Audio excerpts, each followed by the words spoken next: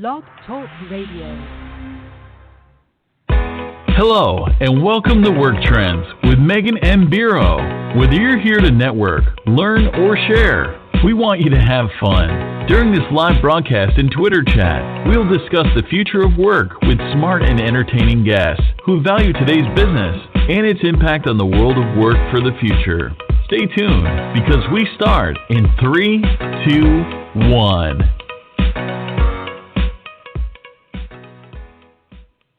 Good afternoon, everybody. Welcome to the Talent Culture Work Trends show. Shout out to all of you who may be like me and we're hoping that spring may be here. It's like 60 degrees here in Cambridge today. Loving it. Hey, thanks to our sponsors and friends. I want to, just give a shout out to you all, to everybody who makes this possible to do this every week. Today we have an interesting topic, and it's one that's a very important subject of conversation in, I think, workplaces all around the globe right now. And further, you heard it from me. First, workplace assessments are gaining strength, right? These, I know I've been talking about it for a while. I kind of feel like we may be moving to a place, and I want to hear from those who agree with me and disagree today, using the Work Trends hashtag, that they've become a staple with a lot of companies. By the year 2020, I'm going to go out on a limb and say that most companies may be using some form of assessment. I want to hear from you guys what you think.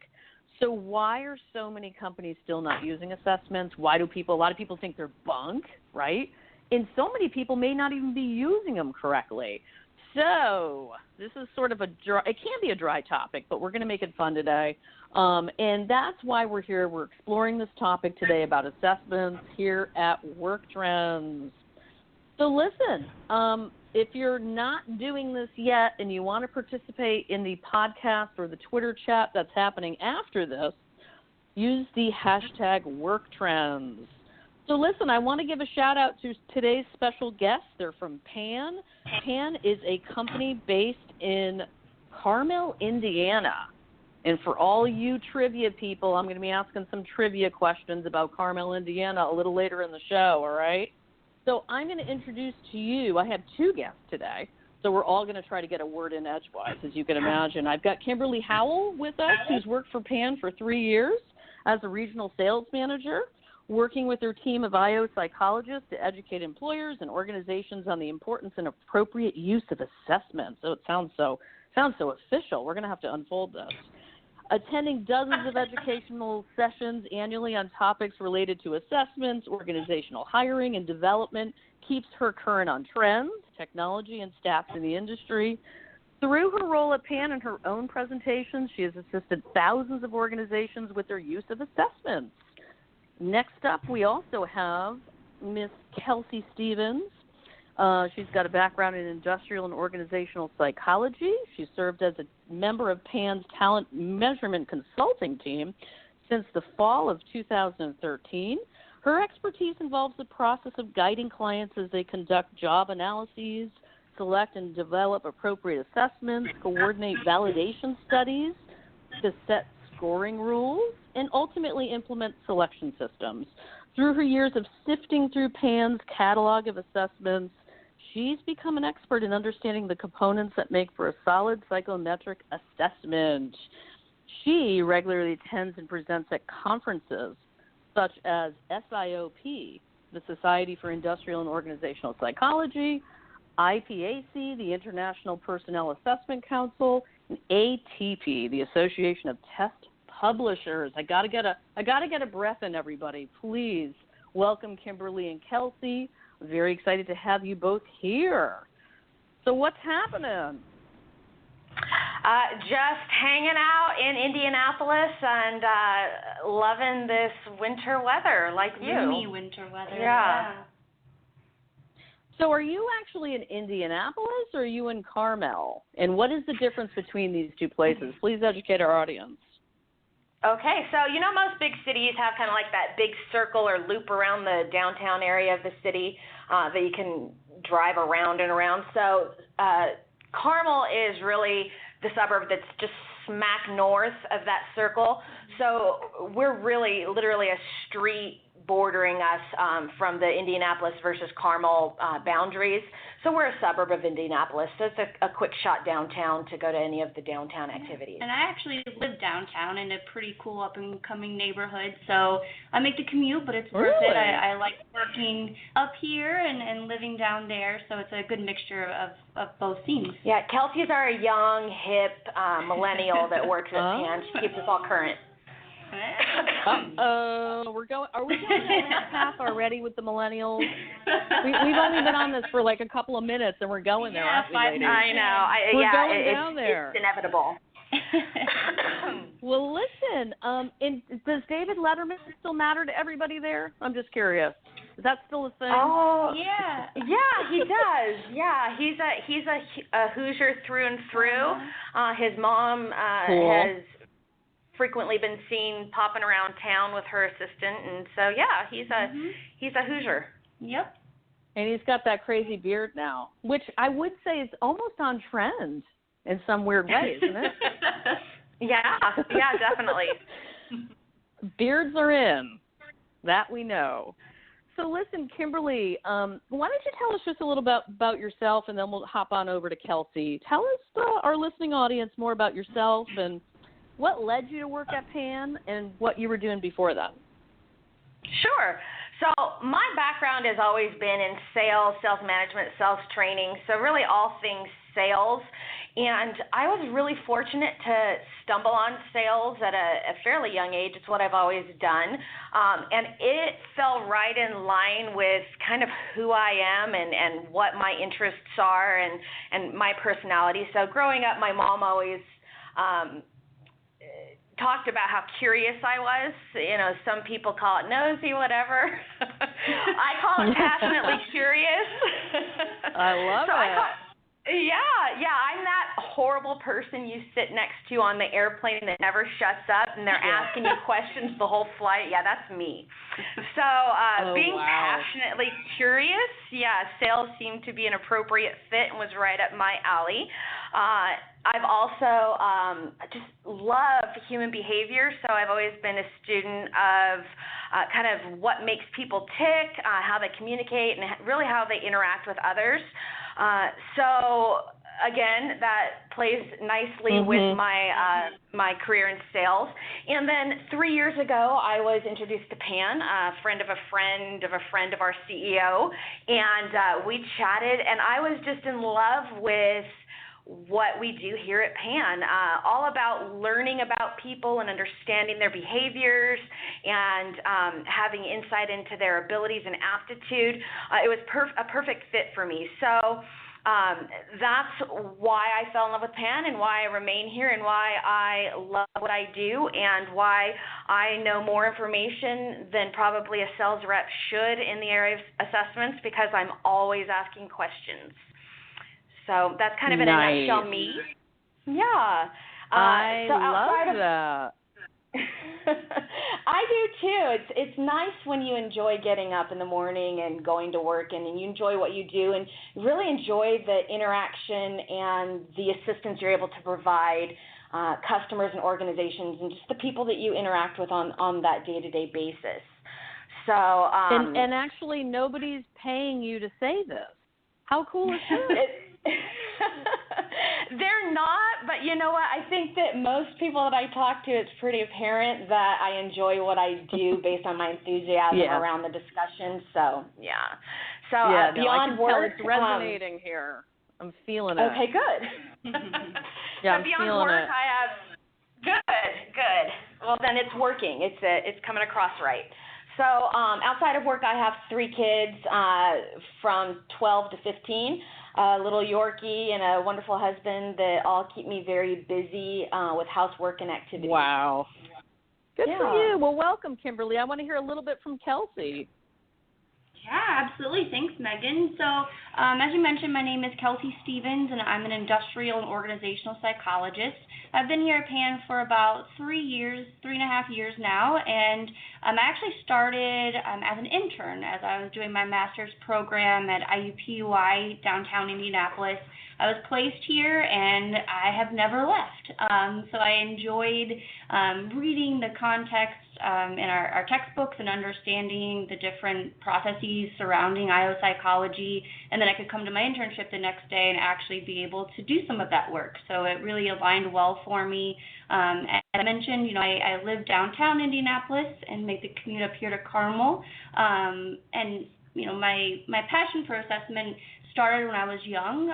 People like to hear the story. I grew up in northern Indiana, so I'm a Hoosier native, and grew up kind of out in the farm, out in the country, and I was kind of a tomboy. I was an only child, and growing up, I was always interested in the 17 magazines. And one day my mom was like, "Why do you like these? You don't care about what trend of lip gloss or what color of lip gloss is in style." And I would say, "I love the assessments." So those little short quizzes, and I would take them and using a pencil, and I'd see how my score turned out, and then I'd go through and erase my answers and take it again and see how my results changed.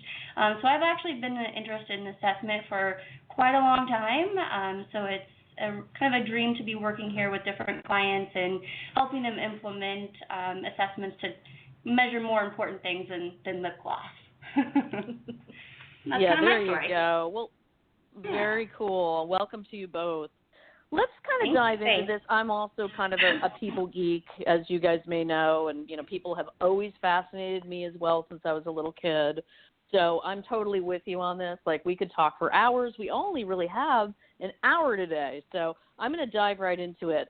Modern psychometric tools can accurately measure human potential, right? They can enhance overall productivity, reduce attrition, reduce overall hiring costs in a major way. Given all this information, why do you think, I should say, more companies aren't using them? Let's just start there. Okay, I think I'm going to chime in with that one since I talk regularly to new customers and people reaching out to PAN who really aren't familiar with or have a history of assessment use. So the first thing that comes to mind, and I apologize for this, is a quote. So recently I was reading an article, and there was a quote in there from Stephen Hawking. It was something to the effects of, and I apologize if I get it exactly or don't get it exactly right, is the greatest enemy of knowledge is not ignorance, it's the illusion of knowledge. So hopefully some additional information I'm about to share will kind of explain why that quote came to mind. So in talking to customers on a daily basis, so organizations and companies that aren't experienced with assessments, there's a lot of different reasons that come up. And like most reasons, those aren't at the heart of what's really driving the inaction, if you will. So, no budget, they've never been large enough to need them. They thought they were doing okay with the process they currently had until they weren't.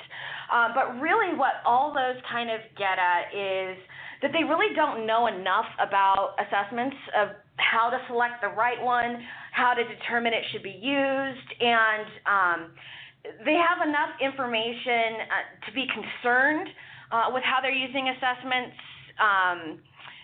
but not really enough to be empowered to start using them. So most HR reps spend a lot of time at conferences and shows and presentations and sessions so that they can stay current on trends and what's going on in the HR world. A good number of those are legal sessions to help them know what they need to do and what they need to not do, keep their organization out of the line of fire, basically.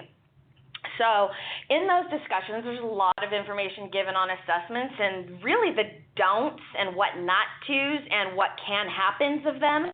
And so I think that sufficiently scares, if you will, or just gives enough information that there's a little bit of a fear of using assessments. And as much information as they get on the benefits of them, really, like anything, the negative really carries a little bit more weight than positive in our minds and our decision-making process. So I think that's kind of what happens with assessments. People know enough to be scared. So part of what we do here at PAN is work with those customers on really helping them gain an understanding of what it is that is going to be a benefit of using assessments and how to do it in the right way. And we provide them with all of the tools and access to individuals that are experts like Kelsey, and help them in the how and what's of their assessment use to make sure that they're not getting themselves into any hot water.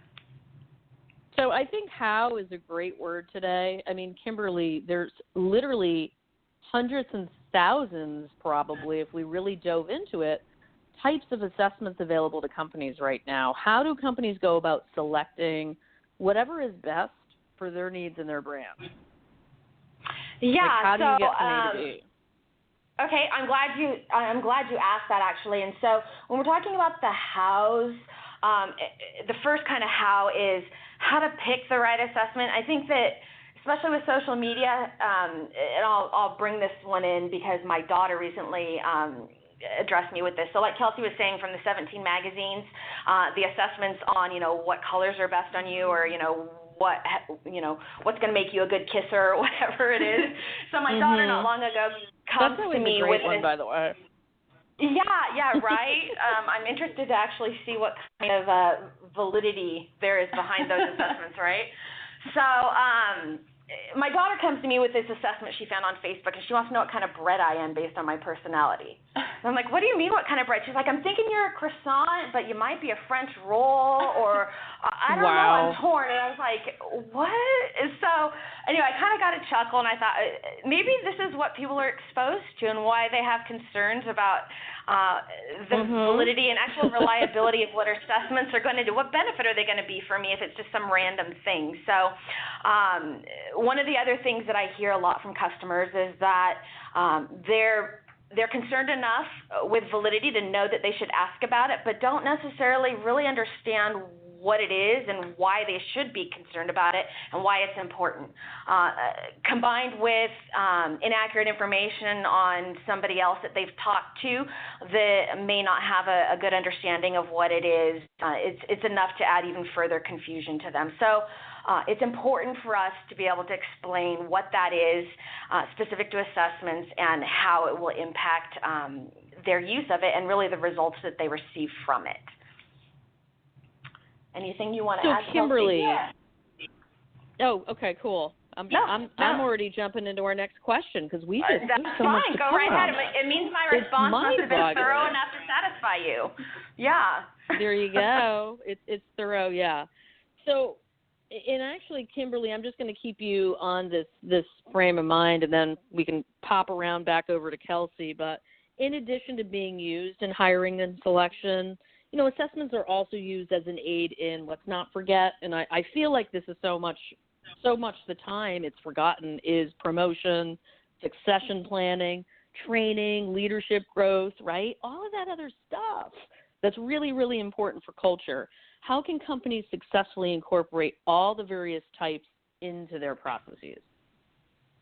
Yeah, so one of the biggest pieces of that is actually putting a program together.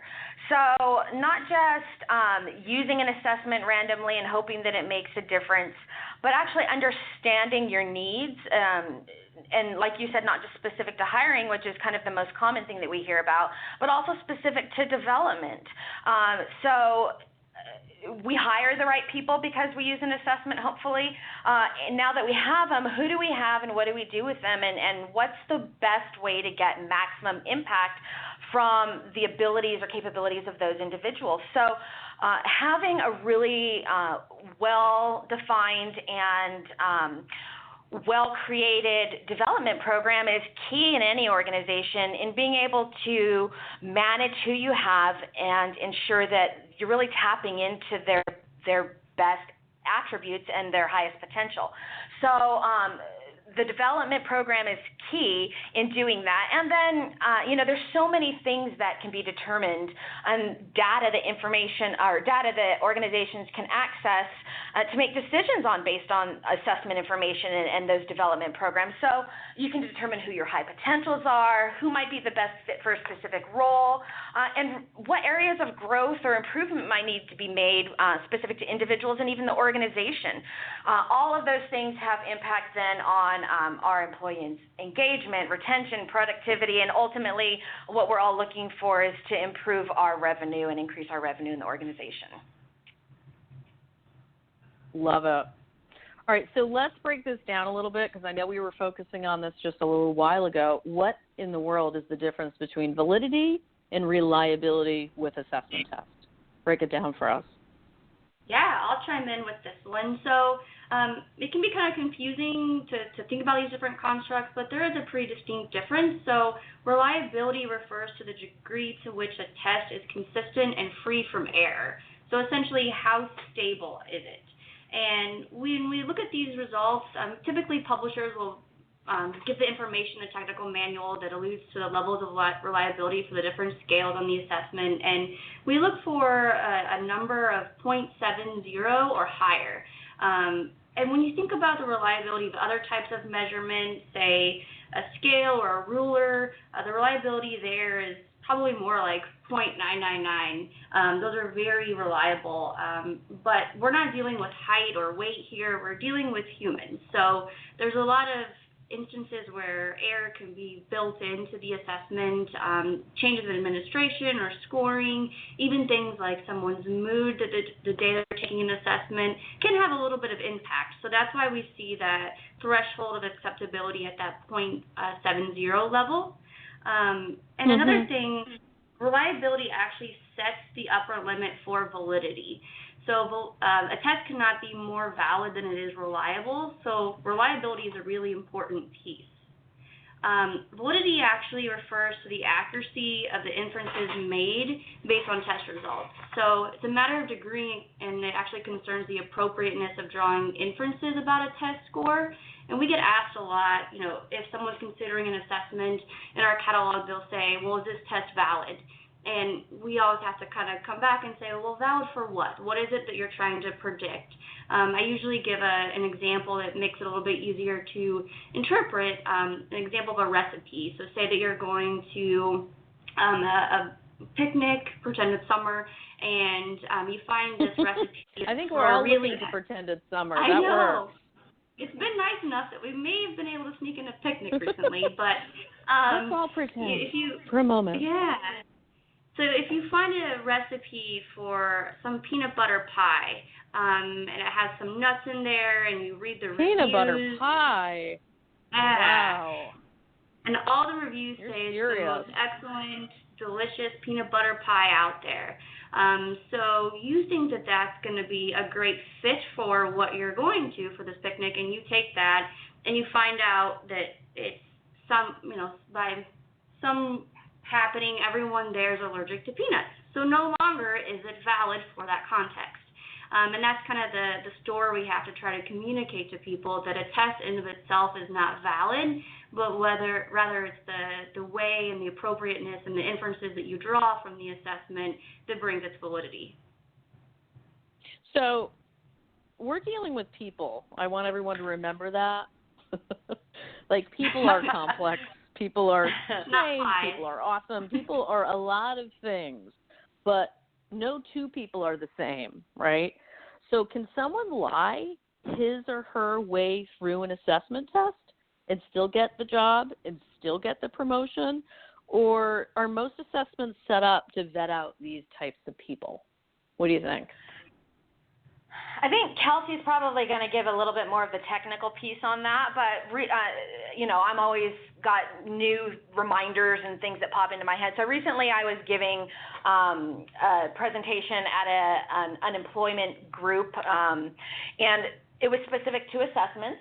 And their concern was the same thing. So maybe a lot of nerves around the assessment, and how do I study for it? How do I do better on it? And my response to them was, an assessment is used, if it's being accurately used, to determine good fit for a certain job. If this job isn't something that's a good fit for you, you don't want it. It's not going to be something that you're happy in, you're not going to be successful in it, and you're not going to have any longevity in that role. Likely you're not going to be that good at it if you're not happy with it. So it's really best, even from a candidate perspective, because it's going to help ensure that you're not hired in a job or an organization, if they're assessing on culture, that's not a good fit for you and somewhere you're not going to thrive. Yeah, I really can't emphasize that enough, Kimberly. I definitely agree with you there. But there are a couple of measures that publishers can take to try to mitigate the ease with which a candidate would be able to cheat or project themselves in a socially desirable light. A lot of times there's some kind of reliability scales and project management scales built into personality assessments. And when we think about more of the assessments where there's right or wrong answers, so cognitive ability tests or skills and knowledge tests, sometimes publishers will use item banking, so there'll be actually a pool of hundreds of different questions, and that way no candidate is getting the same question, which makes it harder to publish the answers or the questions on a blog somewhere so that people can actually find answers prior to taking the assessment. So there are a couple of different ways that publishers can kind of mitigate those risks of faking and cheating. Got it. So, Kelsey, I've spoken to people who have taken personality assessments as part of a hiring process, and I know this sounds funny, but they were actually worried about the test revealing something very personal about themselves, like serious. What do personality assessments actually identify in regards to candidate compatibility? Like what? Talk to us just a little bit about that, knowing that, by the way, we have 4 minutes left in this podcast, and then we're going to take this party on over to Twitter. Cool. Yeah, I'll give just a brief overview there, and that's okay. That's a logical thing to think about, that maybe they're concerned that something bad about their personality or maybe even their psychological state would be discovered and they'd be embarrassed. But really, as Kimberly had mentioned, companies are using assessments to find that alignment. So they're measuring things like communication skills and productivity. We're not looking for any psychological disorders, and in most cases, using an assessment to that degree would be considered to be illegal. So it's a legitimate concern, but I guarantee you that if an assessment is being placed in a selection system, it's there for a reason, and it's not to discover anything bad or embarrass anyone. And a lot of times, some assessments may have a candidate feedback report, so a report just a couple pages long. It's actually designed to be given to those candidates so they understand a little bit about how they scored. So if you're a candidate and you have these concerns, don't be afraid to reach out to the interviewer or contact the organization and ask if they have something similar, so you could get a little bit of insight as to what they were looking for when you took the assessment. Smart idea. So listen, assessments are rarely 100% objective, right? In regards to promotional assessments, the difference between exceeds expectations and meets expectations for somebody might come down to a supervisor or a manager's judgment, right? So how can brands review the findings very objectively or adding some sort of a subjectivity into this equation? What do you think? Okay, so again, I'm going to chime in with my thoughts on this one. So to me, this is one of the areas that specifically assessments really are not being used as much as they should in. So how many of us have been in an organization where somebody was promoted because they were buddies with their manager or that they did a good job in their current role and they were promoted, but they aren't necessarily the best boss or the best leader?